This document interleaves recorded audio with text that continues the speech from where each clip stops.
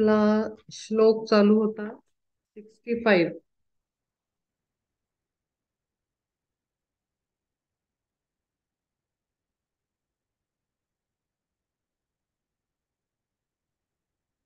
प्रसादे सर्व दुःखानां हानिरस्योपजायते प्रसन्न चेतसो ह्याशु बुद्धि पर्यवतिष्ठते.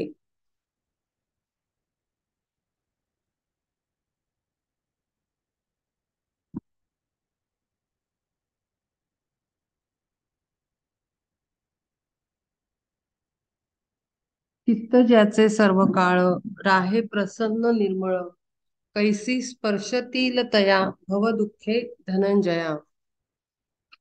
दिव्य अमृताची झारी वाहे जयाचे अंतरी तया शिवेना कल्पांती भूक तहानेची भीती. तैसे प्रसन्न हृदय तरी दुःख कोठे काय मग आपोआप पाहे बुद्धी आत्मरूपी राहे. जैसा निर्वातीचा दीप कदा काळी नेणे कंप तैसा स्वरूपी निवांत स्थित प्रज्ञे योगयुक्त. आता आणखीन पुढचीच आहे त्याची गुण सांगितलेले आहेत.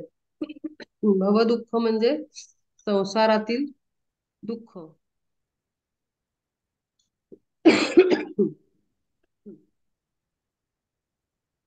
चित्त ज्याचे सर्व काळ राहे प्रसन्न निर्मळ अंतःकरण जी अवस्था आहे आतल्या स्थितीची ती अत्यंत शांत सदैव प्रसन्न.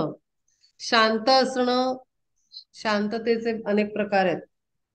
म्हणजे त्रासात असलेला शांतता वेगळी, संतापात असलेली शांतता वेगळी, आनंदातली शांतता आणखीन वेगळी. तर अशा पद्धतीनं शांततेची पण अनेक स्वरूप आहेत, रूप आहेत. मग नक्की कोणती शांतता? शांतपणा म्हणजे जो तिथे कुठलाही भाव नसतो, निर्विकार अवस्था, की त्याच्यामध्ये कुठलेही विचार, काहीही प्लॅनिंग झालं नाही म्हणून दुःख, काही लाटा उमटतच नाहीत. अत्यंत शांत, स्थिर, स्टेबल, स्टेबल माइंड असे त्याचे चित्त असते सदा सर्व काळ. आणि नुसते शांत नसते तर निर्मळ गंगा प्रवाहाप्रमाणे गंगा प्रवाह जितका ओरिजिनल गोमुखाच्या इथे जेवढी निर्मळ गंगा वाहते तसं अंतःकरण की ज्यामध्ये कधीही मातीचा आणि घाणीचा स्पर्श होत नाही किंवा ती तिथे टिकत नाही असं इतकी निर्मळता. अंतःकरण हमेशा कायम ना निर्मळ हवं. मळ नाही, निर्मळ म्हणजे मळ नसलेलं. मळ म्हणजे काय? कुठलाही काळा छटा येईल असा विचार असं मन हवं, निर्मळ आणि प्रसन्न. प्रसन्न म्हणजे आनंद स्वरूप, आनंदात, अखंड आनंदात, उत्साहात. पॉझिटिव्ह जेवढे क्वालिटीज आहेत ते सगळ्या चित्तामध्ये दिसल्या पाहिजेत, त्या हव्या. म्हणजे शांत आहोत म्हणून काही दुसऱ्याचं सुखात आपण सहभागी नाही असा त्याचा अर्थ नाही होत. आपल्याकडे बघून प्रसन्न वाटलं पाहिजे. आणि गंमत अशी आहे की अंतस्थिती जी असते ती चेहऱ्यावर दिसते, डोळ्यांमध्ये व्यक्त होते. कारण डोळे हा आरसा आहे अंतःकरणाचा आणि डोळ्यातले भाव सांगतात आतमध्ये काय अवस्था आहे ती. म्हणजे डोळे एखाद्याचा नुसता एक्सपेरिमेंट म्हणून साधा डीपी बघितला जो टाकलेला असतो तो बघून सुद्धा कळतं की आतमध्ये अंतःकरणाची चित्ताची काय स्थिती आहे. इतकं ते रिफ्लेक्ट करतो चेहरा. त्यामुळे आता याची गंमत आहे थोडी, थोडस ऑफ ट्रॅक नाहीच आहे, खरं ट्रॅकवरच आहे डिस्कशन की पण म्हणजे ह्या इथे रिलेट नाही होत डायरेक्ट.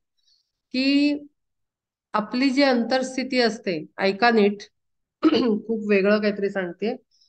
आपली जी अंतर्स्थिती असते आपल्याला समोरच्या सर्व व्यक्तींकडनं एक्झॅक्ट तशीच ट्रीटमेंट मिळते किंवा तेच समोरनं आपल्या येतं.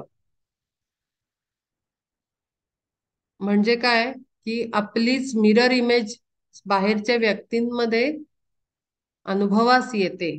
आणि हे कधी कळतं माहितीये? जेव्हा आपली साधना अंतर साधना सुरू होते, अभ्यास सुरू होतो, जेव्हा आपले विचार अत्यंत खोलात जायला लागतात आणि मी आत्मा आहे या अभ्यासात जेव्हा आपण सुरू होतो प्रवास आपला, तेव्हा ग्रॅज्युअली या गोष्टींचा अवेअरनेस येतो.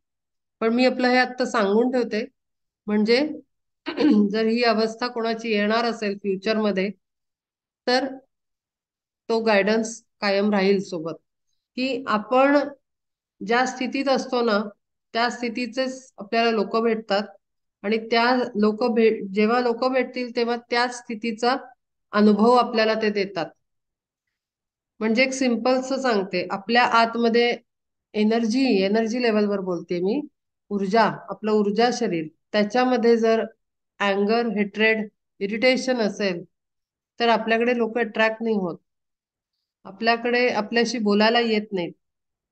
मग आपल्याला वाटतं हा माझ्याशी बोलतच नाही, हा विचित्रच आहे, हा अमुकच आहे, तो तमुकच आहे. पण ऍक्च्युली आपली एनर्जी ते रिफ्लेक्ट करत असते, म्हणजे त्याला व्हायब्रेशन्स त्या जात असतात आपल्या एनर्जी फील्ड मधनं, आणि म्हणून तो तसा रिॲक्ट करत असतो. आणि म्हणून पिंडी ते ब्रह्मांडी त्याचा अर्थ इथेही एक प्रकारे लागतो, की जे आतमध्ये आहे तेच ब्रह्मांडात दिसेल, त्याचं स्वरूपच आपल्याला दिसेल.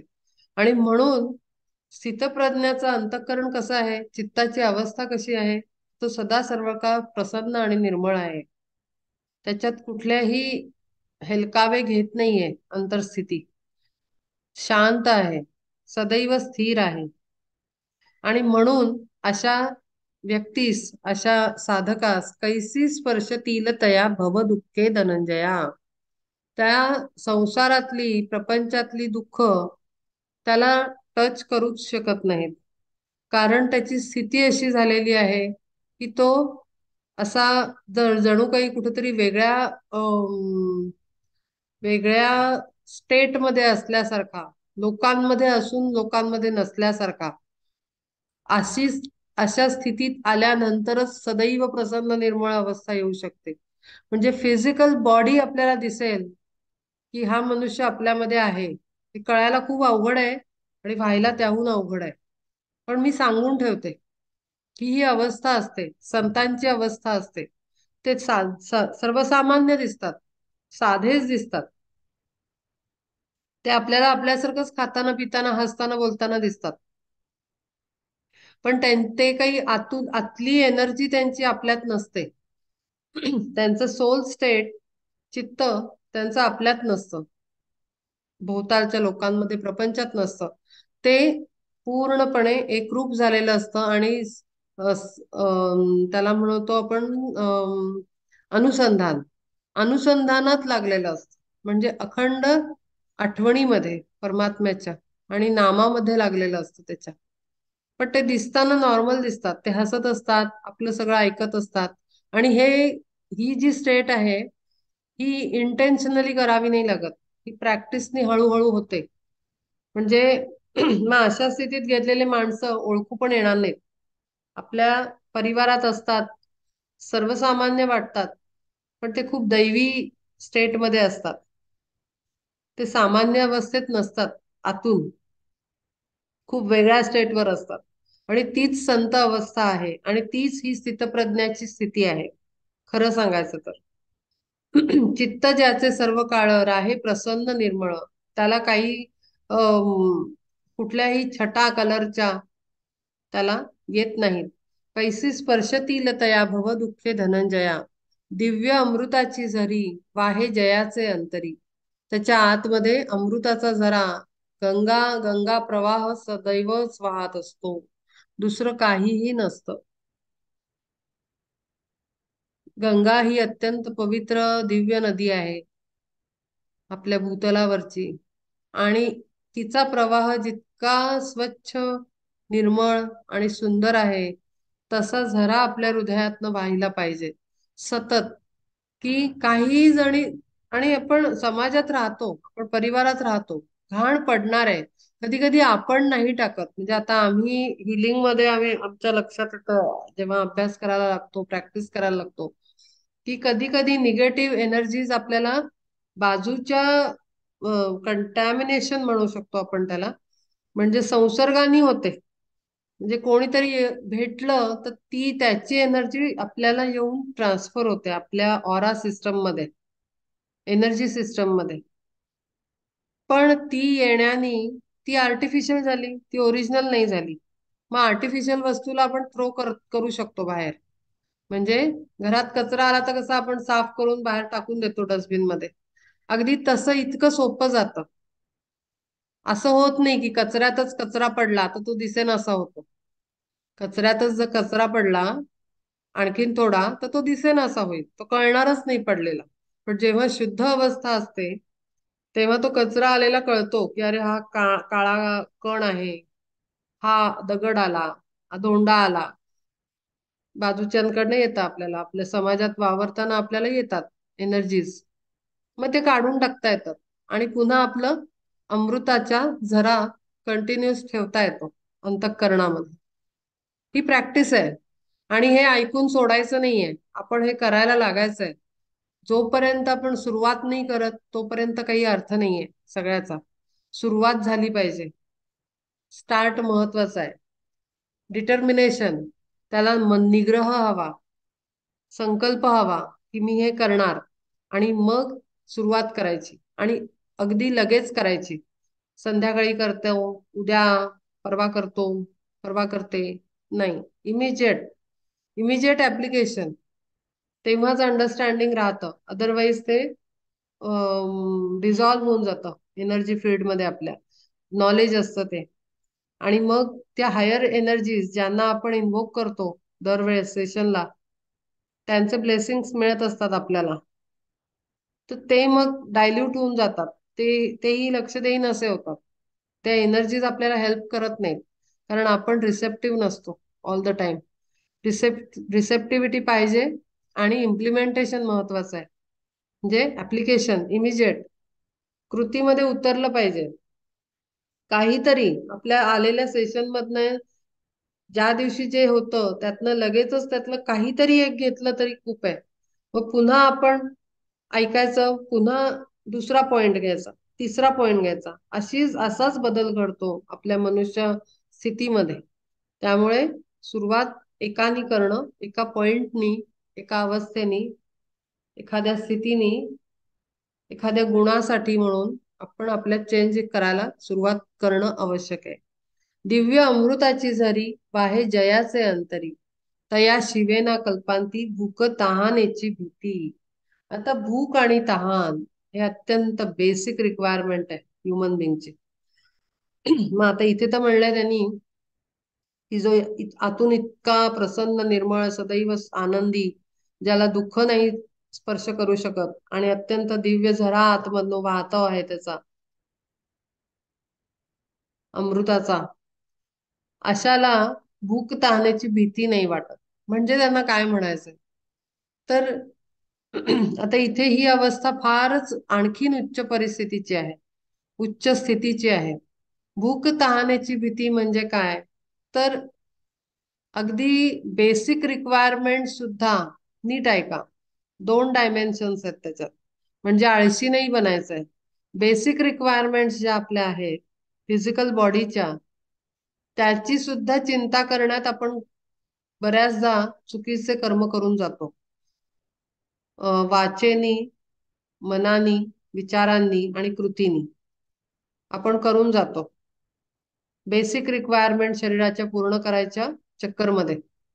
म्हणजे नोकरीमध्ये, घरात स्वयंपाक करताना, किंवा रोजचं रुटीन करताना, तेव्हा सुद्धा आपल्याकडनं चुका होऊन जातात. तर आता भूक तहानेची भीती सुद्धा त्याच्या मनात शिवत नाही.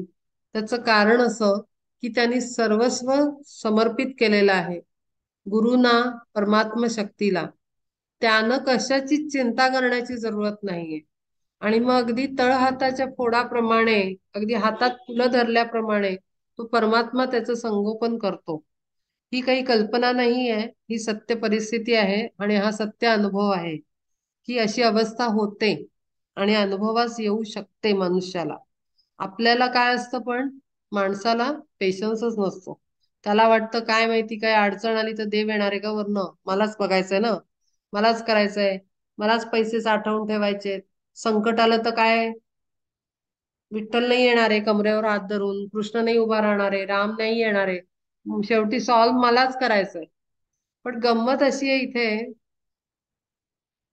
फार ह्याचं आहेत या गोष्टी, म्हणजे फार डीपर मिनिंग्स आहे त्याला आणि खूप खोल गोष्टी आहेत या आणि गंभीर आहेत की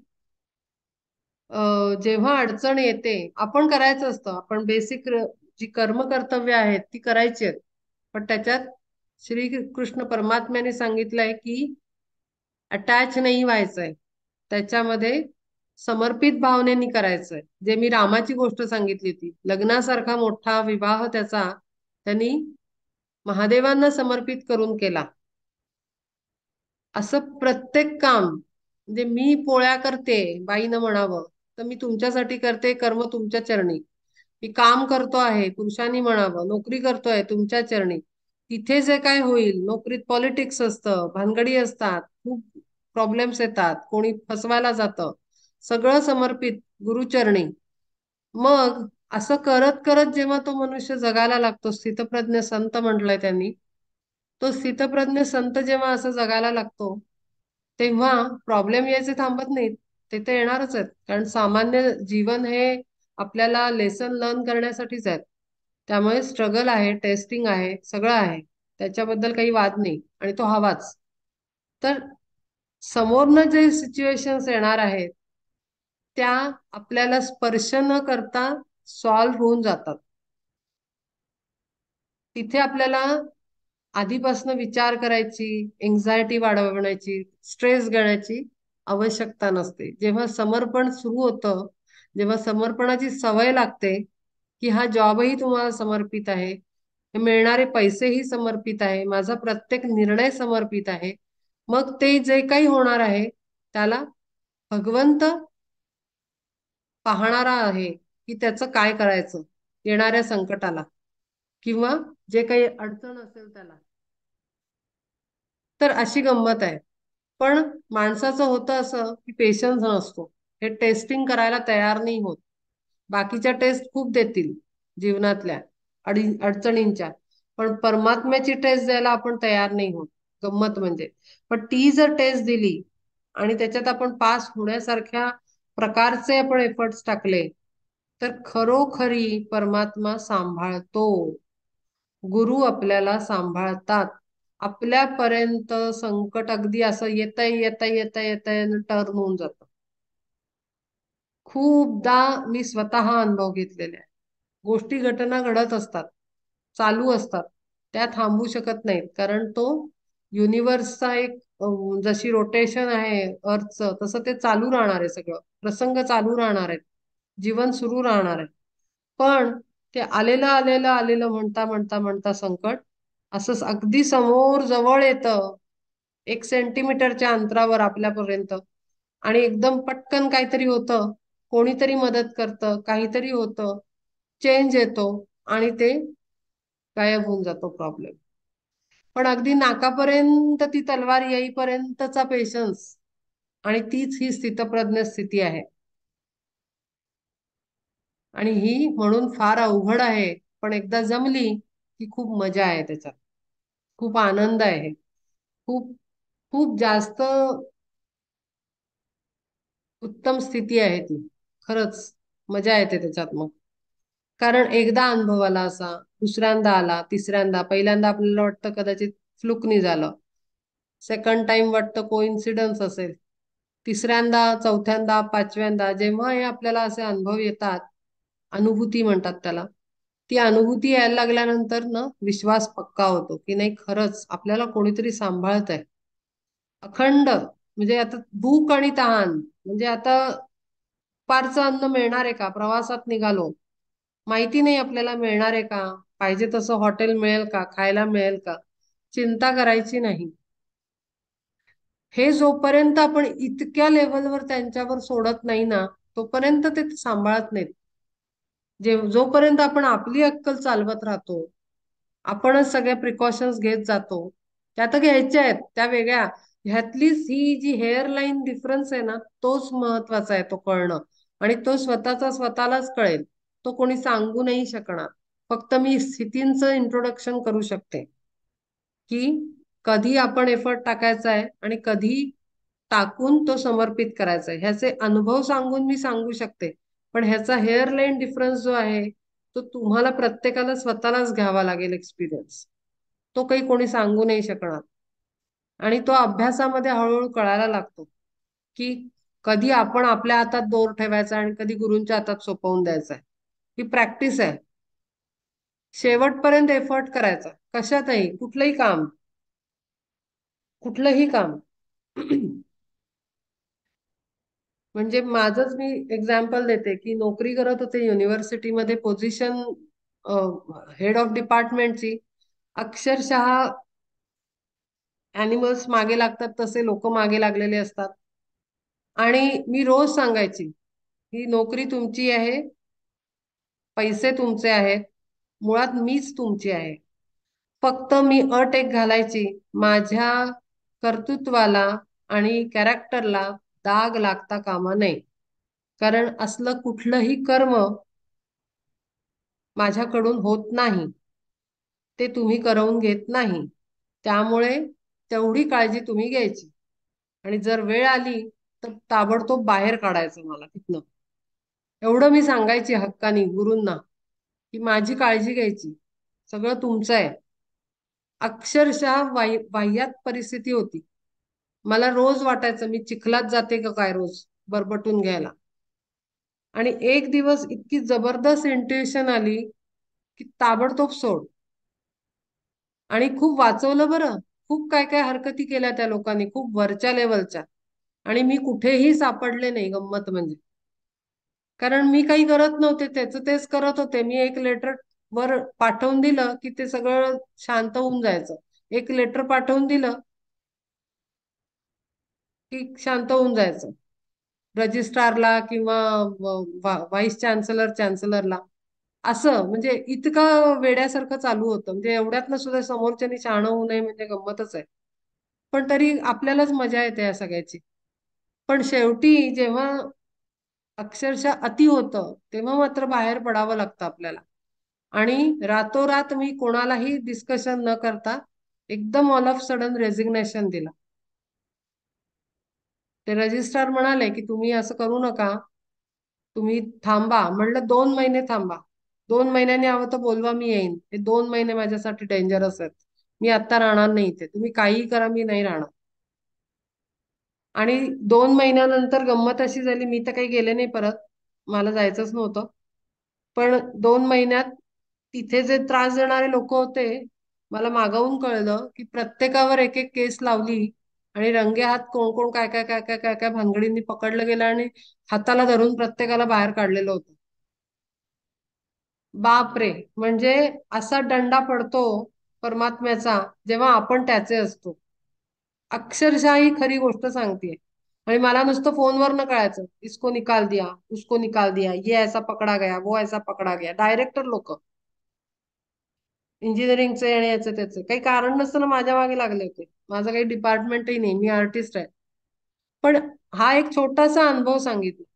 इतकं आपल्याला समर्पित राहावं लागतं, की तूच आहेस, मी काही नाही, मी एक फक्त एक एक बाहुली आहे, मी काम करते बस.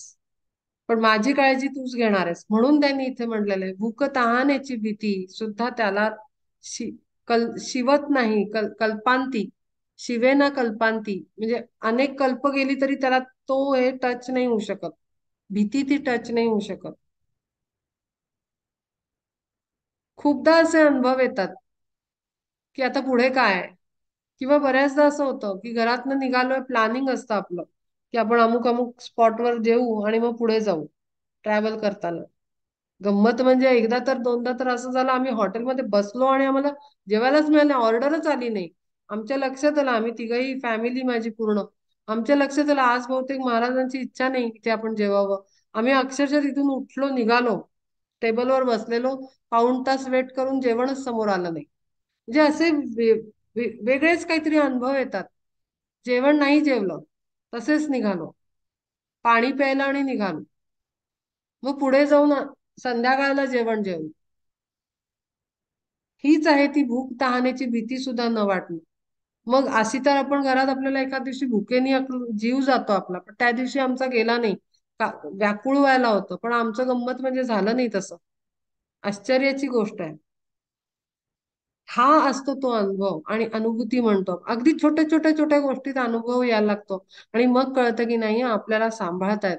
मी टाकलं ना त्यांच्यावर, ते सांभाळतायत. हा म्हणून मग मी माझं कर्तव्य नाही करणार आहे का? नाही, ते आपल्याला करायचंय. आई म्हणून भूमिकेतलं कर्तव्य, पत्नी म्हणून भूमिकेतलं कर्तव्य, पुरुषाचे सर्व कर्तव्य त्याने ते करायचे आहेत. पण अधिकार आणि तो हे आपण घ्यायचा नाही, कर्तेपणा आपण घ्यायचा नाही. कर्तेपणा भगवंताला द्यावा, असं आपल्या गोंदवलेकर महाराजांनी सुद्धा सांगितलं. भगवंत राम करतो असं म्हणा, प्रपंच रामाचा झाला असं ते म्हणतात. असे इतकं खूप सुंदर त्यांचे टीचिंग्स आहेत. मागे गेल्या वर्षी आपण त्यांचा अभ्यास केलेला आहे ऑलरेडी. तर प्रपंच रामाचा म्हणा असं ते सांगतात आणि मग मजा घ्या. पण हे खरंच अवघड आहे आणि सत्व परीक्षा आहे. पण ती पास झालं की अक्षरशः लाड पुरवतो परमात्मा आपले. आपण अगदी हट्ट करू शकतो, भांडण करू शकतो गुरूंशी. काहीही अगदी घरच्यासारखं आपण त्यांच्याशी, आईशी जसं वागतो तसं आपण गुरुशी आणि भगवंताशी वागू शकतो. हे नातं पक्क होतं. तैसे प्रसन्न हृदय तरी दुःख कोठे काय, मग आपोआप पाहे बुद्धी आत्मरूपी राहे. जैसा निर्वातीचा दीप कदा काळी नेणे कंप, तैसा स्वरूपी निवांत स्थित प्रज्ञ योग. मग अशी ज्याची स्थिती असते, हृदय प्रसन्न आहे, अत्यंत निर्मळ आहे, आनंदी आनंद आहे, कशाची चिंता नाही, काम, शरीर कामाला लागलेलं आहे, धर्म कर्मावर लागलेला आहे, कर्तव्यावर लावलेला आहे. आणि अंतरस्थिती कशी आहे? आत्मरूपी बुद्धी त्याची अखंड स्वरूपी निवांत झालेली आहे. स्वरूप कोणतं? परमात्म स्वरूप, जे माझच आहे. मी परमात्मा आहे, अहम ब्रह्मास्मी. त्याच्यामध्ये तो निवांत आतमधून लागलेला आहे, त्याची बुद्धी आत्मरूपी लागलेली आहे. असा तो स्थितप्रज्ञ योगयुक्त आहे. योग म्हणजे जुळून येणं, आत्म्याची परमात्म्याशी एकरूपता होणं, तो योग आहे. ती योग स्थिती आहे. आणि असा तो स्थितप्रज्ञ योगयुक्त आहे. नास्ति बुद्धिर्युक्तस्य न चायुक्तस्य भावना, न चाभावयत शांतिरशांतस्य कुतः सुखम. बुद्धियोगाचा विचार नाही अंतरी साचार, तोची गुंते भोग पाशी, श्वेत वाहन सर्वाशी. तया बुद्धीची स्थिरता नसे कधीही सर्वथा, चित्त राहावे निर्मळ ऐसी नाही तळमळ. निश्चळत्वाची भावना जरी मनाते शिवेना, तरी अर्जुना तयासी शांती लाभेल ती कैसी. तर दुसऱ्या प्रकारच्या मनुष्यांची त्यांनी इथे वर्णन केलेलं आहे की बुद्धियोगाचा जिथे अंतरात विचार नाही अजिबातच, आणि त्याची अंतस्थिती कशात गुंतली आहे? भोग भोग भोगपाशी, तोची गुंते भोगपाशी. भोगांमध्ये तो गुंतलेला आहे, सर्व इंद्रियांच्या आनंद घेण्यामध्ये. आणि बुद्धियोग म्हणजे विवेकाचा तिथे काही योग जुळून आलेला नाहीये. श्वेतवाहन सर्वांशी. श्वेतवाहना म्हणजे अर्जुनाला म्हणलाय त्यांनी, श्वेतवाहना सर्वांशी पूर्णपणे. तया बुद्धीची स्थिरता नसे कधीही सर्वथा. त्याची मग बुद्धी जिथे विवेक नाही तिथे बुद्धी स्थिर नाही. विवेकाची अत्यंत महती आहे. प्रत्येकाने कामाला लागावं आणि विवेकाची निर्मिती करावी आपल्यामध्ये. सदैव अखंड विचार आपल्या पाठीशी हवेत. ती विवेक बुद्धी अक्षरशः काय म्हणजे माझ्याकडे शब्द नाहीत. मला फार डिस्क्रिमिनेटिव्ह माइंडचं मला खूप महत्व वाटतं. मी नेहमी माझ्या तोंडून जाते ही गोष्ट, की त्या डिसर्नमेंटची अत्यंत आवश्यकता आहे प्रत्येक क्षणाला, की आपण काय करावं आणि काय नको करूया, काय करायला नाही पाहिजे. बोलताना, विचार करताना, उठताना, बसताना, खाताना, पिताना सतत विवेकाचा साथ हवी. तेव्हाच आपल्याला आत्मा काय बोलतोय हा आवाज येतो. कारण जेव्हा विवेक सांगतो हे करू नको, म्हणजे तो आत्माच सांगत असतो. परवाच आपण डिस्कस करत होतो की कसं कळेल की आत्मा जागृत झाला, आत्म्याचा आवाज आहे, माझा नाही, विषयांचा आवाज नाही, भोगवृत्तीचा नाही, तर तो आत्म्याचा आवाज आहे. हे कसं कळेल? तर विवेकाचं अस्तित्व ते सांगू शकतं. विवेकच सांगू शकतो की तुम्ही हे करा आणि नका करू. आणि ते सांगणारा म्हणजे तो आत्माच असतो. आत्मा जागृत होतो म्हणजेच विवेक निर्माण होतो. हे आणखीन एक दुसरं म्हणजे मी एक ओळखण्यासाठी हे देते, की कसं ओळखावं आपला आत्मा जागृत झालेला आहे, आरूढ झालेला आहे आपल्या इंद्रियांवर, जेव्हा विवेकाची निर्मिती होते. विवेक असतो आपल्या सोबत. तया बुद्धीची स्थिरता नसे कधीही सर्वथा. चित्त राहावे निर्मळ ऐसी नाही तळमळ. आतमध्ये तळमळ नाही की अरे मी शांत राहिलं पाहिजे, आपल्यात बदल आला पाहिजे, आपण वाईट विचार केले नाही पाहिजे. ही आतमध्ये तळमळच नसते माणसाला. कसंही आपलं काही दिवस काढायचं, जगायचं, एक एक दिवस जातो, तास जातो, महिने जातात, वर्ष जातात, अख्खं आयुष्य संपतं आणि इन्कार्नेशन बेकार होतं. विचारच नाही आतमध्ये की काही वेगळं आपण करतोय का, काही वेगळं करायला पाहिजे का, आपण का जगतोय, कशासाठी आलोय, काय पर्पजनी आलो, हे काही नाहीच.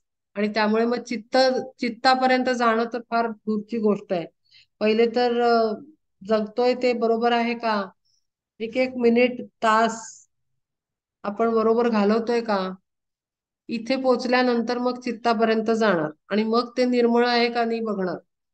तर त्यामुळे हे आतमध्ये तळमळ हवी.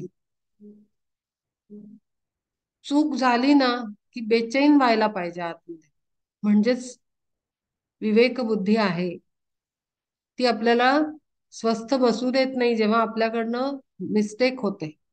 कोणाचं हृदय दुखावलं जातं, कोणाला आपण वाईट बोललो, समजा एखादं चुकीचं कर्म केलं, एखादं काम आलं, ते करणं जरुरी होतं आणि आपण ते केलं नाही, तरी आतमध्ये आपल्याला हल्लं पाहिजे की अरे नाही, आपल्याकडनं चूक झाली, आपण हे असं करायला नाही पाहिजे. एखादं रोजचं रुटीनचं काम आहे, ते केलं नाही, आपण म्हणतो ना मला राहवत नाही, मी ते केल्याशिवाय मी करू नाही शकत. पण हे प्रापंचिक गोष्टींचं झालं. पण आत्मस्थितीमध्ये जाण्याच्या पॉइंट ऑफ व्ह्यूनी जे गोष्टी आहेत आवश्यक, तिथे जेव्हा चुका होतात, तेव्हा ते चित्तात आतमध्ये शांतता तशी जाणवली पाहिजे आपल्याला, की अरे आपल्याकडनं चूक झालेली आहे आणि ही चूक झाली आहे, नाही बरोबर केलंय, हे सांगणारी विवेक बुद्धी आहे. आणि म्हणजेच तिथे आत्मा जागृत आहे. निश्चळत्वाची भावना जरी मनाते शिवेना. निश्चळत्व म्हणजे स्थिरपणा तिथे नसतच, कारण मन निर्मळ नाही. निर्मळ नाही म्हणजे मळ आहे आतमध्ये, आणि जिथे मळ आहे तिथे स्थिरता येऊ शकत नाही, पॉसिबलच नाहीये.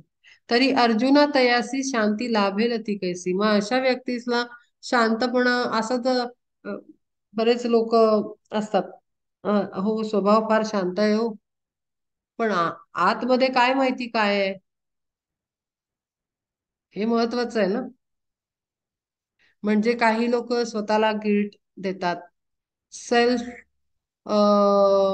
क्रिटिसिझम, सेल्फ क्रिटिसिझम म्हणजे स्वतः दोष पाहतात. मी असंच करायला पाहिजे होतं, आणि हे सगळं बाहेर नसतं दिसत, आतमध्ये चालू असतं. एनर्जी चेक केली तर सापडतं सगळं, खूप सापडतं. अँगर energy, self अँगर, self criticism, self hatred किंवा अदर्स. कधी कधी बाहेर नाही दिसत, सगळं वादळ आतमध्ये उठलेलं असतं. म्हणजे काही ती व्यक्ती शांत असेल, प्रत्येक शांत व्यक्ती संत नाही होत ना, ते यामुळे. आणि शांतीचा ओलावा जया नरा नाही ठावा, जया नरा नाही ठावा. त्याला शांतपणा म्हणजे काय आणि खरा शांतीचा अर्थ काय हा माहीत नाही, अशी ती व्यक्ती आहे जी अत्यंत डिस्टर्ब आहे आतून. ती स्थिर बुद्धी नाही तिथे. तेथे सुख चुकोनीही प्रवेशे न पार्था पाही. मग अशा ठिकाणी आत्मसुख येऊ नाही शकत, कारण शांतपणा नाही, स्थिरता नाही, विवेक बुद्धी नाही, आणि आतमध्ये तळमळ चालू आहे. अशा ठिकाणी आत्मसुख येऊ शकत नाही, कारण तिथे मग आम्ही आत्मा आहे इथपर्यंत जाणारच नाही माणूस. दुसऱ्यांचाच विचार करत राहील, हा काय, यांनी काय केलं, त्यांनी काय केलं, ह्याच्या बरोबर हे झालं, त्याच्या बरोबर, सगळा गोंधळ आतमध्ये. तेथे सुख चुकोनीही प्रवेशेना पार्था पाही. जैसा पातक याच्या ठाई मोक्ष राहे ना केव्हाही. जेव्हा पापी व्यक्ती असतो त्याच्या बाबतीत मोक्ष वगैरेच्या कॉन्सेप्ट, मुक्ती वगैरे ह्या लागू शकत नाही, कारण त्यांनी पाप केलं ना, म्हणजे कार्मिकल बंधन आलं, कर्मबंधन आलं, पाप घडतं तेव्हा कर्मबंधन येतं. कर्मबंधन आलं की मोक्ष नाही, कर्म परत घेऊन येतो वापस बंधनात टाकून. जैसा पातक याच्या ठाई मोक्ष राहे ना केव्हाही. अग्नी माझारी भाजले बीज जरी उगवले, तरी असोनी अशांती घडू शके सुख प्राप्ती. म्हणून या ऐक पार्था मनाची जी चंचलता, तेची सर्वस्व दुःखाचे ऐसे जाणोन असाचे. इंद्रियाते आवरिले तरी सर्व थाते भले. आणि म्हणून मनाची चंचलता अजिबात नको, असं त्यांनी सांगितलेलं आहे. ते सर्व दुःखाचं रूट कॉज आहे, मूळ कारण आहे. कारण तो इंद्रियांना नाचवतो, मग इंद्रिय कंट्रोलमध्ये राहत नाहीत, अशांतता पसरते आणि आत्मसुख फार दूर राहतं. आणि म्हणून तो सांगतोय की पहिले मनाची चंचलता आणि इंद्रियांना संयम हा आवश्यक आहे. इंद्रिय संयम आणि मनावरचा ताबा अत्यंत आवश्यक आहे. पुढे बहुतेक तेच सांगितलंय. इंद्रियाणाम ही चरताम यन्मनो नु विधीयते, तदस्य हरति प्रज्ञां वायुर्ना व मिवांभसी. जे जे सांगती इंद्रिये ते ते करीती जे स्वय. तेच सांगितलंय पुढे की इंद्रियांना कंट्रोल नाही. इंद्रिय जे जे म्हणतील, डोळा काय म्हणेल त्याचं ऐकायचं, कान काय म्हणेल त्याचं ऐकायचं, जीभ काय म्हणते वाटेल तसं बोल, वाटेल तसं खा, ते करायचं. शरीर काय म्हणतंय, जरा आरामच करू, 10 मिनिटांनी काम करू, ऐकायचं. शरीर म्हणतं आज व्यायाम नको, उद्या करू, ऐकलं. वाचन नको, उद्या बसू, ऐकलं. बाकीची इंद्रिय काय काय म्हणतायत ते ऐकलं. असं करत प्रत्येकाचं ऐकत बसतात. असं होतं ना. आपण याच्यासाठी उत्तम उदाहरण आहे की आता आपणच असतो असे घरामध्ये, मोठी फॅमिली असते. आपण त्या सिरियल्स मधनं वगैरे पण असे कॅरेक्टर्स बघतो की अं, आता चालू आहे ती सिरियल, तू चाल पुढे, असं काहीतरी. तर त्याच्यामध्ये ती बाई कशी दाखवली, कॅरेक्टर कसं दाखवलंय, दोन मुलांचं, मुलं काय आवाज देणार ते ऐकणार, सासू आवाज देणार ते ऐकणार, सासरा आवाज देणार त्याचं करणार, नवरा काहीतरी ओरडणार त्याचं करणार, आणखीन शेजारी पाजारी आले त्यांचं ऐकणार. हे सगळं ऐकण्यामध्ये त्या कॅरेक्टरला स्वतःला काय करायचंय ह्याच्यासाठी वेळ राहणार आहे का? नाहीच राहत. आणि हे जेव्हा त्या व्यक्तीला कळतं, तेव्हा ती स्वतःच्या आवाजासाठी आणि स्वतःच्या अस्तित्वासाठी झगडते. असं काहीतरी त्याचं साधारण स्टोरी आहे. आपली अवस्था तशी असते. आपण माणसं नसतात, आजकाल फॅमिली छोट्या आहेत, हे सिरियल मधनच बघायचं मोठं मोठं काहीतरी. आता छोट्या छोट्या फॅमिलीज आहेत. मग आपण फॅमिली नसतात, मग आपण कोणाचं ऐकत बसतो दिवसभर, मोबाईल, टीव्ही, सोशल मीडिया, बरंच काय काय, न्यूज. आपण इंद्रियांचं ऐकत बसतो दिवसभर आणि मग शेवटी म्हणतो अरे काय करायचं, तो वेळच नाही मिळाला. वेळ आहे, आपण आपल्या वेळेला वापरलं नाही, हा प्रॉब्लेम आहे. वेळ भरपूर आहे, पण त्याला युटिलाइज नाही केलं. No discipline, no determination, punctual attitude नाही, टाइम टू टाइम. जेव्हा जेव्हा असं म्हणतात ना, काही लोकांना खूप आळस असतो. का असतो? का तर असं पता नाही, कुठेतरी वाचलं होतं की सकाळी उठून झटपट आवरण्यासाठी काहीतरी असं आतमध्ये एक असं हे पाहिजे की काय म्हणतो आपण, एक निमित्त पाहिजे काहीतरी, की अरे नाही, मला लवकर आवरून मला काहीतरी करायचंय, अमुक करायचंय, कारण पाहिजे. की मग माणूस बराबर उठतो, बराबर आवरतो, बराबर बरोबर सगळं करतो. पण ते कारणच आपल्याकडे नसतं आणि म्हणून आपण खूप लिथार्जिकल आपलं बिहेवियर असतं, खूपच प्रोकास्टिनेशन, अगदी आळस आळस आळस, कधी पण काही पण. मग सगळ्या हा म्हणला आता उठ, मग तो म्हणला आता हे दे ते दे ते, सगळं आपण दुसऱ्यांना दोष देतो. आता हे मी कशा बेसिसवर बोलतेय की जेव्हा, म्हणजे मी हे ऑब्व्हियसली माझ्या अनुभवावरून, की सुरुवातीला असं झालं की मला अमुक गोष्ट करायची, मग माझ्या लक्षात आलं की अरे सुरुवातीला चिडचिड होते. सामान्य अवस्था जेव्हा असते तेव्हा असं आपल्याला वाटतं अरे हा माणूस मध्ये येतोय, तो माणूस मध्ये येतोय, तो माणूस मध्ये येतोय, आपलं काम नाही होऊन राहिलं. पण जेव्हा रिफ्लेक्शन केलं, इनर रिफ्लेक्शन, म्हणजे आतमध्ये वळून बघितलं की अरे काय, काहीतरी गडबड आहे, कुठेतरी चुकतंय. ते काय चुकतंय ह्याच्यावर थोडासा विचार देऊन, वेळ देऊन विचार केल्यानंतर लक्षात आलं की ते सगळे लोक बरोबर आहेत. ते त्यांचे त्यांचे त्यांना सवयी आपण लावल्या ना. ह्याला हातातच अमुक द्यायचं, त्याला इतके वाजताच तमुक द्यायचं, ह्या सवयी कोणी लावल्या? आपणच लावलेल्या आहेत. No discipline. मग आपल्याला आता जर काही करायचं असेल तर आपल्याला त्यातनं 24 तासातनच वेळ काढावा लागेल.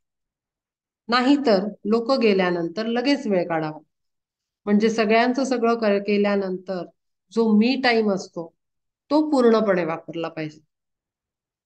असं जेव्हा विचार सुरू झाले तेव्हा गॅप्स मिळायला लागल्या मोठ्या मोठ्या टाइमच्या, आणि त्या गॅप्सना भरपूर वापरायला सुरुवात केली, आणि असा आपल्याला प्रोग्रेस करता येतो. ते गॅप्स काढायचे असतात मधल्या, ब्रिदिंग स्पेस. पण त्या अननोईंगली आपल्या कुठेतरी वापर, कोणाचा तरी फोनच येतो, आपण त्याच्याशीच बोलत बसतो 1 घंटा. मग 1 घंटा बोलायला होता आपल्याकडे, पण आपल्याला कामाला मात्र वेळच नाही म्हणतो आपण. हे आहे प्रॉब्लेम. तर अशा त्या गॅप्स, म्हणजे दोन ऑप्शन आहेत. आयदर घरातल्यांना खूप पसारा असेल सगळ्यांचा, डिमांड्सचा, तर पहिली गोष्ट त्यांना डिसिप्लिन मध्ये लावायचं. आणि जर ते ठीक असतील, तिथे काही प्रॉब्लेम नसेल, तर चूक आपल्याकडे आहे, मग आपल्याला डिसिप्लिन मध्ये लावायचं. म्हणजे इंटरनल एक्सटर्नल डिसिप्लिन दोन्ही येतं. मग आपण काही ते हातात देत नाही म्हणून काय आपण आपलं कर्तव्य टाळत नाहीये, आपण करतोच आहोत ना. पण अगदी पॅम्परिंग जे म्हणतो आपण, अति अति पॅम्परिंग प्रत्येक व्यक्तीचं, ज्याला त्याला डिसिप्लिन कळला पाहिजे. माझा स्वभाव फार स्ट्रिक्ट आहे या सगळ्या बाबतीत, कदाचित माझे विचार पटणार नाहीत, पण मला असं वाटतं की प्रत्येकाला आपलं जीवन सामाजिक पण आहे, पण आपल्याला जगायचंय, हे सांगून वरनं पाठवलेलं आहे. तुम्ही सदैव दुसऱ्यासाठी नाही झिजायचंय, आपल्याला स्वतःचा पण प्रोग्रेस करायचा आहे आणि सोबत परिवाराचाही करायचा आहे. मग असं जेव्हा डिसिप्लिननी आपण अख्खं पूर्ण काय म्हणतो, डिझाईन करतो ना लाईफला व्यवस्थित, सगळ्यांना घेऊन, स्वतःपुरतं नाही, पूर्ण परिवाराला घेऊन डिसिप्लिन मध्ये डिझाईन करतो फॅमिलीचं, तेव्हा मग ती बरोबर हार्मनीमध्ये सुरू होतं सगळं, आणि सगळ्यांचं सायमल्टेनियसली ग्रोथ होते. असं नाही होत की एकच माणूस पुढे चाललाय आणि बाकीचे सगळे मागे पडलेत. असं होत नाही. सगळ्या लेवलवर, spiritual, material, financial, emotional, mental, सगळ्यांची ग्रोथ ती तेव्हाच पॉसिबल आहे जेव्हा आपण असं व्यवस्थित डिझाईन करू आपल्या सगळ्या घराला, व्यक्तींना, वेळेला, जीवनाला, प्रोग्रामला, प्रत्येकाला, इंटेन्शन्सना. तर असं सगळं जे जे सांगती इंद्रिये ते ते करत करीती जे स्वय, तरेल तरले ते कैसे, तरले ते ऐसे वाटे तरी सर्व थाते खोटे. म्हणजे असं केल्यानंतर लोकांना वाटतं चला बाई हे जीवन पार पडलं, पण ते खोटं आहे, कारण जे करायचं होतं ते राहूनच गेलं. सदैव इंद्रियांचं ऐकलं किंवा माणसांचं ऐकलं. पार्था भोग सिंधू पार, नाही झाले ते साचार. तीर नावेने गाठावे, तोची वादळ सुटावे. मग चुकला अपाय, तोची पुनरपी होय. तैसा असो ज्ञाता भला, परिभोगाधीन झाला. जे जे आवडे इंद्रिया, ते ते तया देवनिया. कौतुकाने केले लाड, परी पुढे अवघड. साधनात झाली चुकी, बुडाला तो भवदुःखी. हीच अवस्था होते. प्रत्येक गोष्ट आपण पुरवत राहिलो तर फार वाईट अवस्था होते, आणि मग नंतर कुठेतरी जाऊन एका स्टेजला, आयदर तरुणपणी, आयदर म्हातारपणी, आयदर मिडल एज मध्ये आपल्याला जाणीव व्हायला लागते. जेव्हा टाइम येतो जागं व्हायचा, तेव्हा कळतं की अरे वेळ गेला, खूप वेळ गेला इनफॅक्ट, असं वाटतं. पण हरकत नाही, ते आपलं तसंच होतं असं म्हणावं आपण. त्याचं वाईट वाटून घ्यायचं नाही. जे होऊन जातं त्याला कधी काउंट नाही करायचं. जसा कालचा सूर्यास्त झाला, दिवस संपला, बात संपली. रात गई बात गई म्हणतात ना, ते म्हणून म्हणून मागे नाही जायचं, प्रेझेंट मध्ये जगायचं. आत्ता काय चालू आहे, आत्ता वेळ वाचवायचा, आत्ता प्लॅनिंग करायचं. कारण परमात्म्याने सांगितलंय, ज्या क्षणाला तुम्हाला जागृती येते तत्क्षणी मुक्ती आहे. तशीच मिळाली ना जनकाला, अष्टावक्र ऋषींनी तशीच दिली, की घोड्याच्या याच्यावर चढेपर्यंत पाय ठेवून इकडनं पाय तिकडे टाकायच्या आत तुला मुक्ती देतो म्हणून सांगितलं. मग आपल्याकडे तर भरपूर वेळ आहे, आपल्याला दुःख वाटण्याची गरज नाही. जर जनकाला एवढ्या कमी वेळात, काही सेकंदात जर मुक्ती मिळत असेल, तर आपल्याकडे तर भरपूर वेळ आहे. तेच सांगितलंय त्यांनी. हे जे भगवद्गीतेत सांगितलंय तेच अष्टावक्रांनी त्याला सांगितलंय. या सगळ्या अवेअरनेस मधनं बाहेर आहे. मी करतो हे सगळं सोडून दे. मी करत नाहीये, करता करविता कोणीतरी दुसरा आहे. मी आत्मा आहे, ह्या अवस्थेत जगायला सुरू कर. मुक्त तू तिथेच आहेस. मुक्ती मुक्ती मोक्ष मोक्ष म्हणजे काय? मुक्ती म्हणजे मोकळं होणं, फ्री होणं. आपल्याला कशातनं बांधलंय का की आपण फ्री व्हायला पाहिजे? आपण बांधलेलो नाही आहोत. आपण आपल्याला बांधलंय की मी शरीर आहे असं म्हणून. आपण शरीराला धरून ठेवलंय. शरीराला आतून जेव्हा आपण सोडतो आणि मी परमात्म्याचा अंश आहे असं म्हणतो, त्या क्षणाला आपण मुक्तच आहोत. त्या क्षणाला आपण आतूनच आपण मुक्त आहोत. मग शरीरात असलो काय आणि नसलो काय, काहीही फरक पडत नाही. मुक्ती ही अशी आहे, आणि म्हणूनच त्याने सांगितलं की एका क्षणात मी तुला देऊ शकतो. आणि तशीच आपल्याला सुद्धा मुक्ती एका क्षणात मिळू शकते. त्याच्यासाठी खूप काही एवढं सगळं, मग मी आता इंद्रियांना ट्रेकवर आणते, मग मी लोकांना, एवढं काही करायची आवश्यकता नाही. मी तुमचा आहे, मी आत्मा आहे, मी हे शरीर नाही. या शरीराचं जे नाव आहे ते माझं अस्तित्व नाही. मी देह नाही, मी विचार नाही, मी बुद्धी नाही, मी इमोशन्स आणि थॉट्स म्हणजे मी नाही. तर मी कोण आहे? मी तोच एक परमतत्व आहे, मी तोच सूर्य आहे, आणि मी तितकाच तेजस्वी आहे. मी मरत नाही, जळत नाही, कटत नाही, फटत नाही, काही होत नाही. मी फक्त कपडे बदलतो, त्याप्रमाणे मी जन्म घेतो. आणि हा गैरसमज आहे, जन्मला आणि मेला हा आत्म्याला लागत नाही. एवढं ज्या क्षणाला आपण सतत सतत सतत ह्याच ध्यान करू ना, या विचारांचं, या चार वाक्यांचं, त्यांनी सुद्धा तत्क्षणी मुक्ती होईल. म्हणजे जर आपण आता ही भगवद्गीता ऐकून, ज्ञानेश्वरी ऐकून आपण जर बसलो की अरे बापरे, आता ह्याला ट्रॅकवर आणायचं, त्याला त्याला त्याला हे करायचं, ते करायचं, मग विवेक जागृत करायचा, असं काहीही नाहीये. खूप सोपं आहे, शॉर्टकट आहे. शॉर्टकट हा आहे की मी आत्मा आहे, ह्याचा जप सुरू करायचा. ह्याचा जप सुरू करायचा की मी आत्मा आहे असं म्हटलं की त्या शरीराचे सगळे हे मगाशीच्या या ह्याच्यात लिहिल्याप्रमाणे की जेवणाची आणि याची सुद्धा त्याला भूक तहानेची सुद्धा त्याला भीती राहत नाही, अशीच अवस्था येईल मी आत्मा आहे म्हणल्यावर. शरीराला त्याचं काम करू द्यायचं आणि आपण आत्मस्थितीत आनंदात राहायचं. अवघड नाहीये, करायचं ठरवलं तर सोपं आहे. पण ज्ञानी लोकांसाठी काय आहे ना, सगळं सांगून ठेवलेलं आहे. ते सगळं आपण अप्लाय नाही करू शकत. असं करायला तर मग अनंत जन्म जातील. आपल्याला शॉर्टकट आहेत ते घ्यायचे आणि आपण कामाला लागायचं. मी आत्मा आहे, हे शरीर हे नाव म्हणजे मी नाही, हे विचार म्हणजे मी नाही.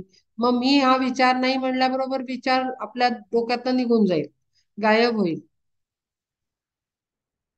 असं आपण करू शकतो आणि हा डायरेक्ट पाथ आहे, डायरेक्ट शॉर्टकट आहे हा मुक्तीचा. हा काही मी नाही बनवला, हा संतांनी बनवलाय, गुरुजनांनी बनवलाय. तो दिलाय आणि आपल्याला की मी आत्मा आहे असं म्हणा आणि मुक्त व्हा. आता ह्याच्यातच पुढे एक गोष्ट येते, पोपटाची, की तो पोपट अडकलेला असतो. 6व्या अध्यायातला श्लोक आहे.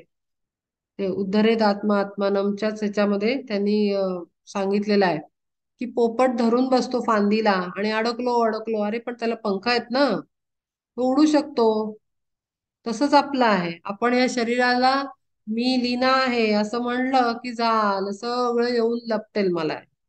पण मी म्हणलं मी लीना नाहीये, मी आत्मा आहे म्हणल्यावर लीना बरोबर जे जे जे व्हायचंय ते माझं नाही. इमिजिएट मुक्ती, कारण मी मुक्त आहे, सदैव मुक्त आहे. मी बंधनात नाही, शरीर बंधनात मी नाही. असं जे जे आवडे इंद्रिया ते ते तया देवनिया, कौतुकाने केले लाड परी पुढे अवघड, साधनात झाली चुकी बुडाला तो भवदुखी. असा माणूस दुःखातच जाऊ शकतो जो इंद्रियांच्या कलानी घेतो, त्याचे लाड पुरवत राहतो आणि मग साधन होत नाही. तस्माद्यस्य महाबाहो निगृहीतानि सर्वशः इंद्रियाणि इंद्रियार्थेभ्यस्तस्य प्रज्ञा प्रतिष्ठिता, जरी स्वभावता जाण होती इंद्रिये स्वाधीन, मग अर्जुना सार्थक असे काय ते आणि. जैसा हर्षला कासव सोडी मोकळे अवयव, इच्छा वशे आवरून घेई आपुले आपण, तैसी सर्व इंद्रिये ती ज्याच्या अज्ञेत वागती, ज्याची इंद्रिये स्वाधीन तोची स्थित प्रज्ञ जाण. आता आणि काही एक पार्था सांगेन ते ऐक, पूर्ण पुरुषाचे लक्षण असे जे का अति गहन. अति गहन आहे म्हणतात, ते अवघड आहे अगदी कळायला. पूर्ण पुरुष लक्षण, उत्तम पुरुष, 15वा अध्याय सांगितलेला आहे उत्तम पुरुष कसा. तर त्याची ही पहिली पायरी आहे की इंद्रिय, कासवाचं उदाहरण दिलंय की कासव कसं कधी मोकळं सोडतं, बाहेर काढतं, कधी आवळून घेतं, त्याच्या कंट्रोल मध्ये आहेत त्याचे हातपाय. आणि स्थितप्रज्ञाच्या इंद्रिय तशी त्याच्या आज्ञेत वागतात.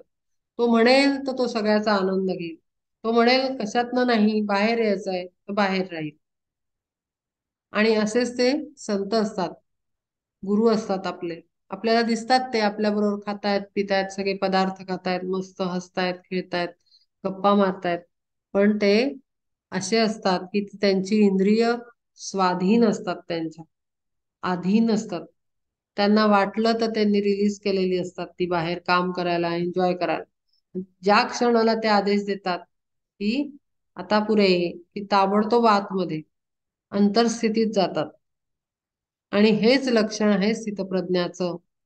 खूप उत्तम प्रत्येक गोष्ट त्यांनी ओपन करून सांगितलेली आहे भगवद्गीतेमध्ये. या निशा सर्वभूतानां तस्यां जागर्ति संयमी, यस्यां जागृती भूतानी सा निशा पश्यतो मुने मुने, लागलीसे झोप जगा असे तेथेची जो जागा, जीव मात्र तेथे जागे जेथे जागे, तेथे ज्यासी झोप लागे, तोची नित्य निरंतर जाण पार्था मुनीश्वर. जेव्हा जग झोपतं तेव्हा हा अंतरस्थितीत जागा आहे. आता जग झोपतं आणि तो जागा म्हणजे काय, तर आपण ऍक्च्युली त्याचं मिनिंग असं नाहीये, म्हणजे जसं शब्दात आहे तसं नाहीये. जागा आणि झोपलेला हे जीवन जगताना आहे. म्हणजे जे आत्ता थोड्या वेळापूर्वी मागे म्हणलं होतं की इंद्रिय कामाला भोगांमध्ये जी गुंतलेली आहेत की सर्व इंद्रिय जे जे सांगतील ते ते तुम्ही देताय, ते लोक झोपलेले आहेत. लागलीसे झोप जगा. आपल्या भोवताली आपण माणसं बघू, सकाळ दुपार संध्याकाळ, सकाळ दुपार संध्याकाळ असं सायकल चालू आहे.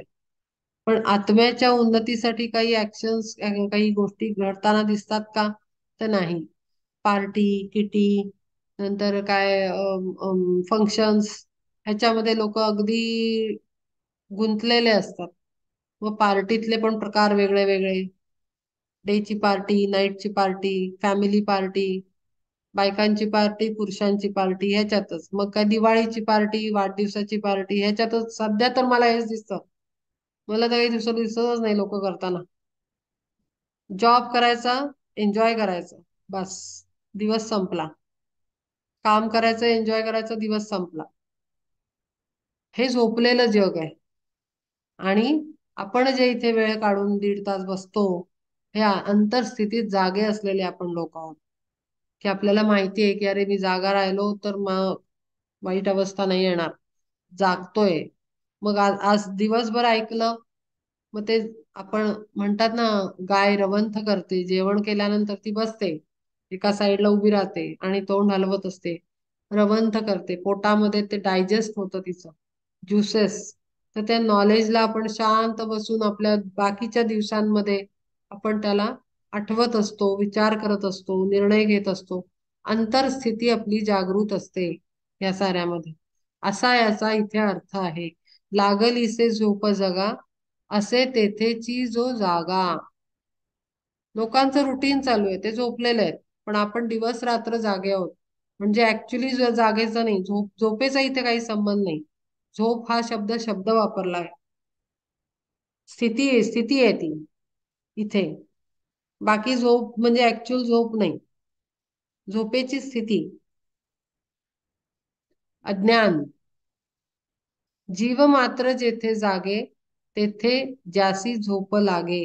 तो जागा राहतो दिवस रात्र. म्हणजे 2 तास जर आपण एखादं स्टडी सेशन केलं, त्याच्यात जे आपल्याला काही अत्यंत ज्ञान खूप प्रकारचं वेगळं वेगळं मिळतं.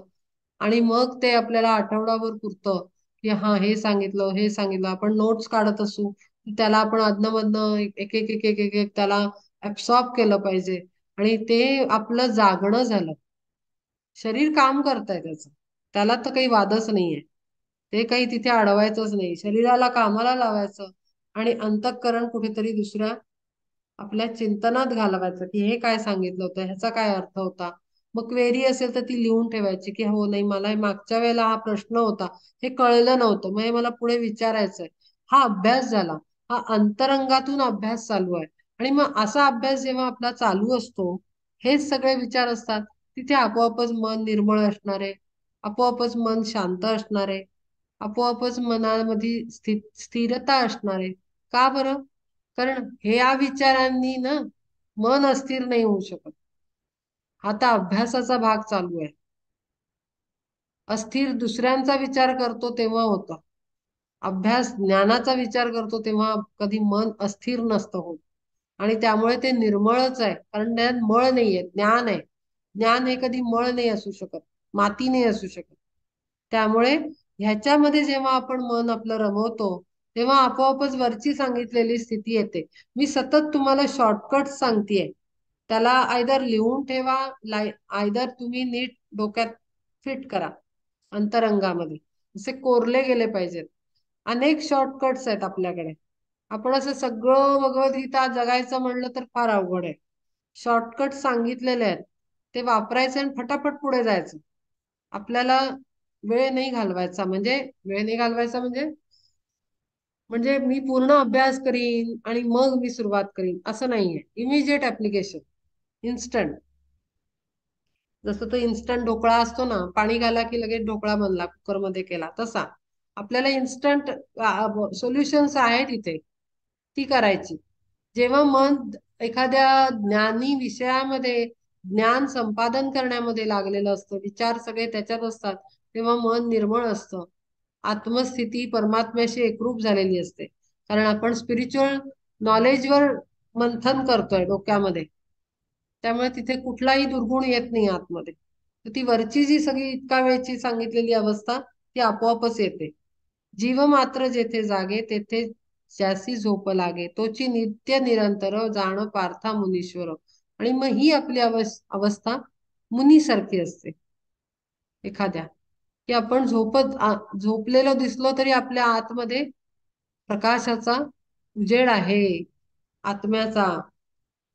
ऐसा जो का निरुपाधी अर्जुना तो स्थिर बुद्धी. मी आत्ताच सांगितलं, असं असं जेव्हा आपण अंतर्जागृतीमध्ये असतो तेव्हा आपण स्थिर बुद्धी आपली आपोआपच होते. त्यात कुठलीही घाण राहत नाही. आपूर्यमाण आपूर्यमाण माणम अचल प्रतिष्ठम समुद्रमाप प्रविशन्ति यद्वत् तद तद्वत् कामायम प्रविशन्ति सर्वे स शांतिमाप्नोति न कामकामी. आणिकही एके परी जाणो येईल अवधारी. जाणो येईल अवधारी जैसा सागर प्रशांत असे पार्था अखंडित.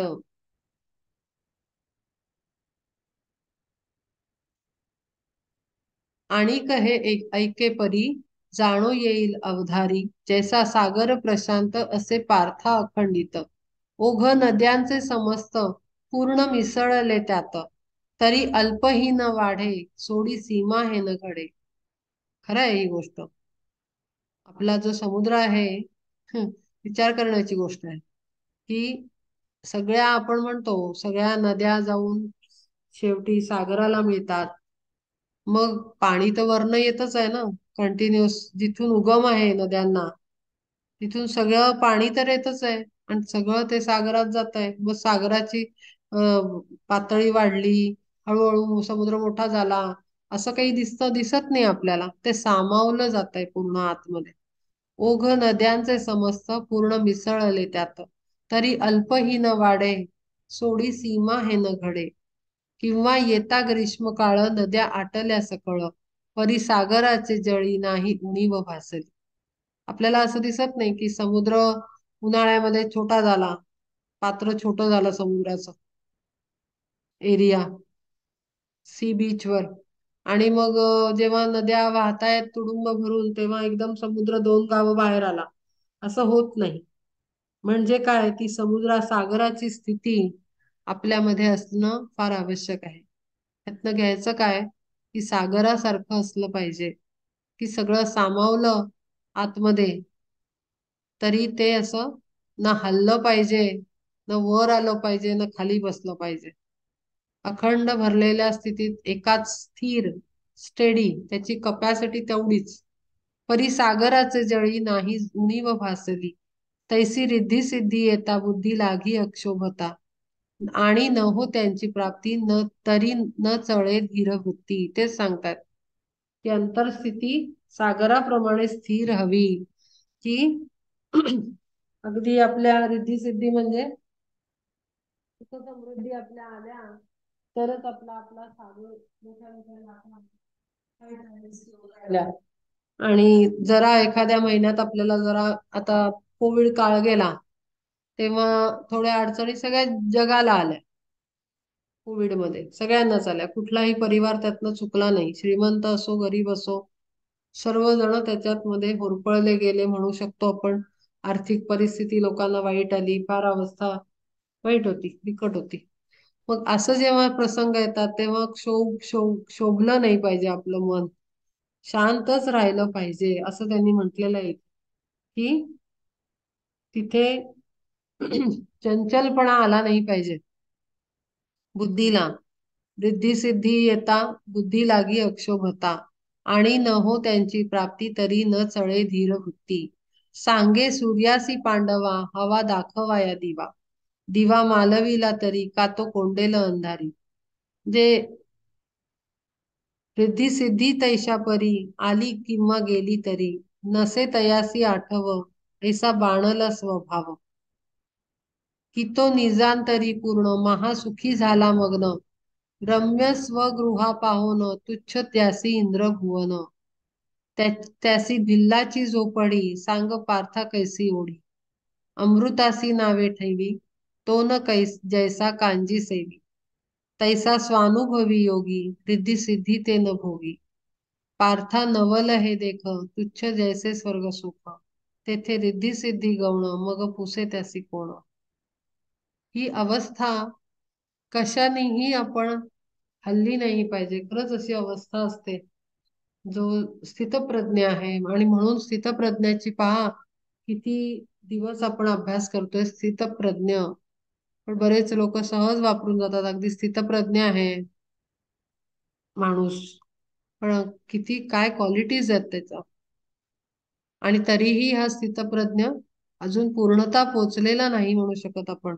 कारण त्याचा पुढे अभ्यास आहे खूप बऱ्याच गोष्टीचे बरेच अँगल्स आहेत त्याच्यात बऱ्याच डायमेन्शन्स आहेत संतांच्या किंवा स्पिरिच्युअल स्टुडंट्स म्हणजे स्पिरिच्युअल पाथवर चालणाऱ्या डिसिपल्सना भरपूर अभ्यास आहे वेगळ्या वेगळ्या लेवलवर त्यातली ही एक क्वालिटी आहे आणि त्या क्वालिटीचे इतके डायमेन्शन्स की त्याच्या बिलकुल त्याच्या कुठल्याही अंतःकरणाच्या ह्याच्यामध्ये कमी जास्तपणा येऊन नाही राहिला भरभराट आली तरी तो शांत आहे एखाद्या वेळेला कमी झाली तरी तो शांत आहे सूर्याला जसं आपण दिवा बंद करून आपण त्याला म्हणू शकतो का रात्र आम्ही दिवे बंद केले आता सूर्याला अंधार नाही होऊ शकत त्याला अंधारात कोंडू नाही शकत कारण तो स्वतः सूर्य आहे स्वतः तो प्रकाश आहे पूर्ण त्याचं काय म्हणू उगम स्थान आहे प्रकाशाचं मुख्य युनिव्हर्सचं त्याला कोण अंधार दाखवू शकेल दिवे मालवले लावले ते आपल्या छोट्या लेवलच्या ह्याच्यासाठी एरियासाठी लोकांची लेवल आहे ती सूर्याला कोण आपण अंधारात कोंडू शकतो आणि दिव्य लाईट मध्ये आणू शकतो अशी ती अवस्था आहे की त्याला कोणीही स्पर्श करू शकत नाही त्याला कोणाशी कंपॅरिझन होऊ शकत नाही तो कुठेही राहिला कसाही झोपला कसाही राहिला त्याला इंद्र इंद्राचं भुवन दिलं किंवा इंद्रस्थान दिलं तरी त्याला काही फरक पडत नाही तर भिल्लाच्या झोपडीत मी कालच तुम्हाला सांगितलं ते मीरेचं भजन आहे त्या मीरेच्या भजनामध्ये हे असंच आहे की तू मला झोपडी दे किंवा दगडावर झोपायला सांग कधी मला तू काय दे कधी काय दे मला काही फरक पडत नाही कारण मी एकरूप झालेली आहे तुझ्याशी मला काही बाह्य सुख मला सुख आणि दुःख मला काहीही फरक पडत नाहीत माझ्यामध्ये माझी स्थिती ही अखंड स्थिती आहे अखंड आनंदाची अखंड आनंद असा तो स्वानुभव घेणारा योगी ज्याला रिद्धी सिद्धी काय इंद्राचं आसन काय भुवन काय काही फरक पडत नाही किंवा गरिबी काय भिल्लाची झोपडी काय अमृतासी नावे ठेवी तो न जैसा कांजी सेवी तैसा स्वानुभवी योगी रिद्धी सिद्धी ते न भोगी पार्था नवल हे देख तुच्छ जेथे स्वर्ग सुख तेथे रिद्धी सिद्धी गौण मग पुसे त्यासी कोण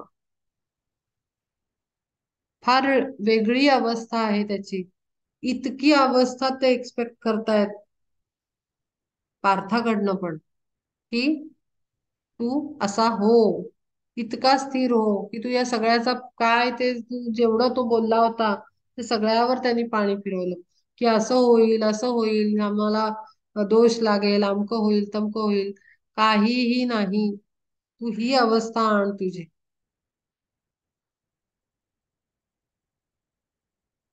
विहाय कामान्य सर्वान्मुपाश्चरती निस्पृह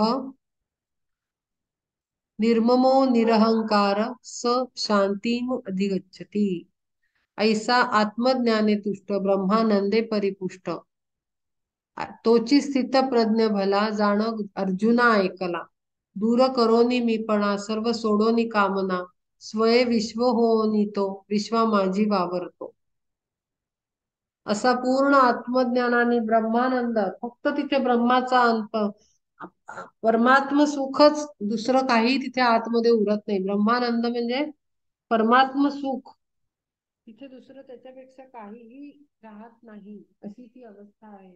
अत्यंत उच्च अवस्था. असा तो स्थितप्रज्ञ तू ऐकलास अर्जुना.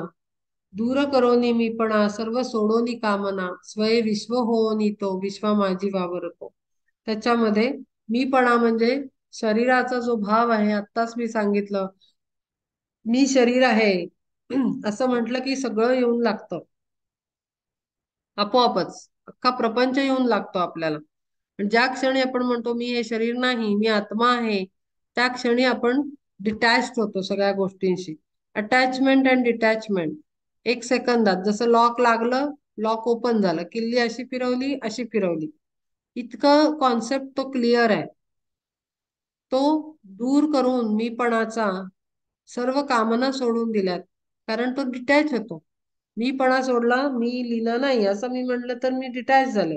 आणि मग सगळ्या, मग लीनाला काय काय पाहिजे या देहाला, लीना नावाच्या देहाला, त्या सगळ्या कामना, वासना, सगळ्या इच्छा, डिझायर्स, सगळ्या हे एंड होऊन जातो त्याचा.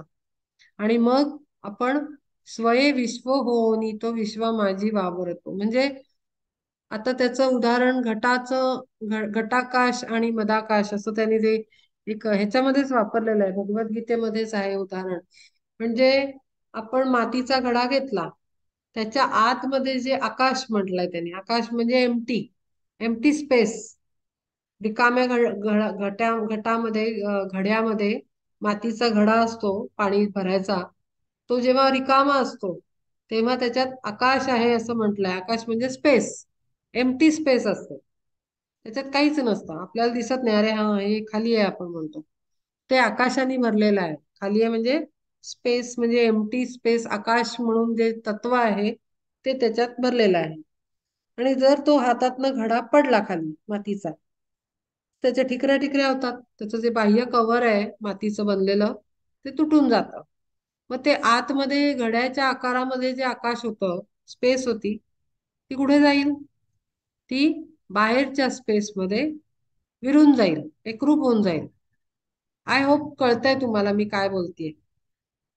अगदी तशी त्याची अवस्था असते. त्याचं शरीर, जो मीपणा आहे, जे त्याचं नाव आहे आणि जे त्याचं शरीर त्यांनी ओढलेली आहे चादर, ती तो काढून टाकतो. म्हणजे काय? तर मी शरीर नाही, मी अमुक नावाचा माणूस नाही, तर माझं अस्तित्व आहे, मी आत्मा आहे. सत्य माझं हे आहे की मी आत्मा आहे.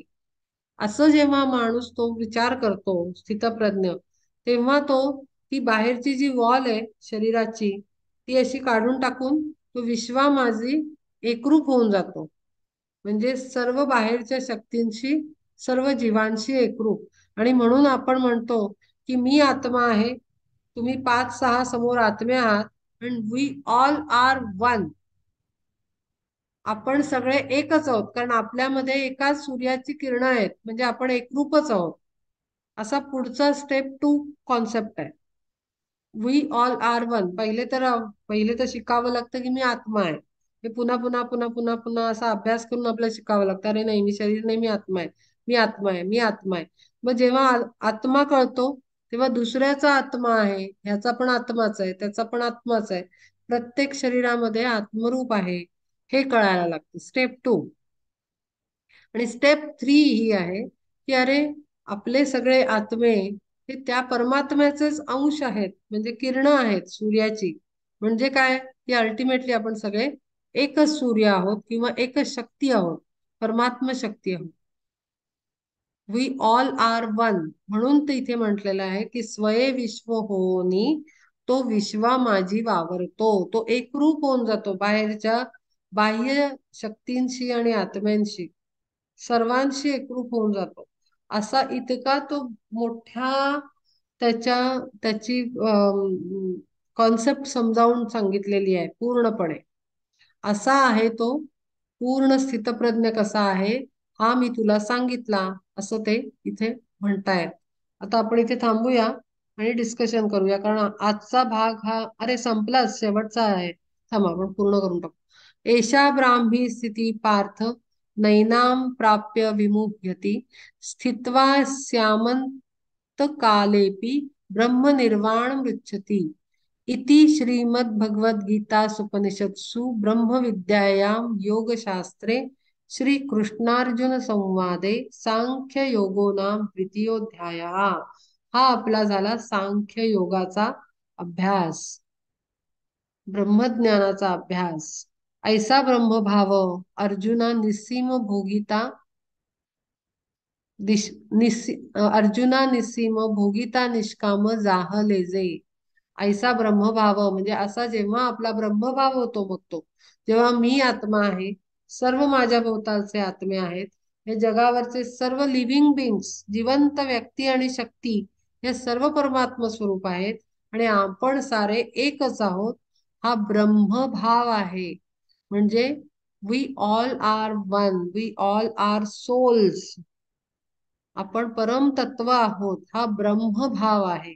आणि असा ब्रह्मभाव जेव्हा त्याच्यामध्ये येतो तेव्हा तो निष्काम होतो, त्याच्यामध्ये काम वासना इच्छा हवेपणा उरतच नाही। परब्रह्मपद नित्य परिपूर्ण पावले ते जाणं अनायासे, मग परब्रह्मपदच मिळालं ना त्याला, परमात्मा स्वरूपच झाला। ज्ञानरूप होता रोधिते ना चित्ता तया व्याकुळता देहांतीची, तीच ब्रह्मस्थिती स्वमुखे श्रीपती सांगे पार्था प्रती ऐके राजा। संजय तो बोले ऐसी कृष्णवाणी ऐकोन मनी पार्थ म्हणे, आमुची या काजा आला युक्तिवाद आता श्री गोविंद बोलिला जो। युक्ती सांगितलीस आमच्या लाईफ मध्ये येऊन, अत्यंत महत्वाचा तू गायडन्स आम्हाला दिलेला आहेस हे गोविंदा। बुद्धी योग श्रेष्ठ कर्म मात्र गौण त्याज्य ती म्हणून सर्व कर्मे। तरी आता नको मज झुंज, पुन्हा आपला तो तिथेच अडकलेला आहे कारण त्याला अजून कर्माचं महत्व नाही, पुढचा कर्मयोग असावा। तरी आता नको मज झुंजावया कासया हे वाया घोर कर्म। ऐसा आशंकोन आनंदे अर्जुन आता भला प्रश्न विचारिला। आता परत तो प्रश्न विचारेल, पण त्याला काही पूर्ण ज्ञान आलेलं नाही। त्याला वाटलं चला हा युक्तिवाद सांगितला ब्रह्मस्थितीचा, मी हाच हे करतो आणि हे युद्ध टाळतो, त्याला काही पूर्ण अर्थ कळला नाही। असे तो प्रसंग सुरस सुंदर धर्माचे आगर सकळही, की तो विवेकाचा अमृत सागर अनंत अपार परिपूर्ण। सर्वज्ञांचा राजा स्वय कृष्णनाथ संवादेल जेथ अर्जुनाशी, तीच कथा आता निवृत्तीचा दास सांगे श्रोतयासच ज्ञानदेव। ज्ञानदेव सगळी कथा सांगतायत की श्री गोविंदानी अरे मस्त आम्हाला आयडिया दिली, युक्तिवाद सांगितला, बरा हा आला असं समजून तो पुन्हा आपलं कर्म टाळायला निघालेला आहे। त्याला वाटतं कर्म तर गौण आहे, त्याज्य आहे आणि ते त्यागलंच पाहिजे, असं विचार करून तो पुन्हा चुकीच्या दिशेने चालला आहे। त्यामुळे आता पुन्हा श्रीकृष्णाला पुन्हा एकदा त्याला ज्ञान द्यावं लागेल आणि तीच कथा निवृत्तीनाथांचा दास म्हणजे ज्ञानदेव महाराज आपल्याला सांगत आहेत श्रोत्यांना, असं म्हणून त्यांनी दुसरा अध्याय संपवलेला आहे। श्रीकृष्ण अर्पणमस्तू।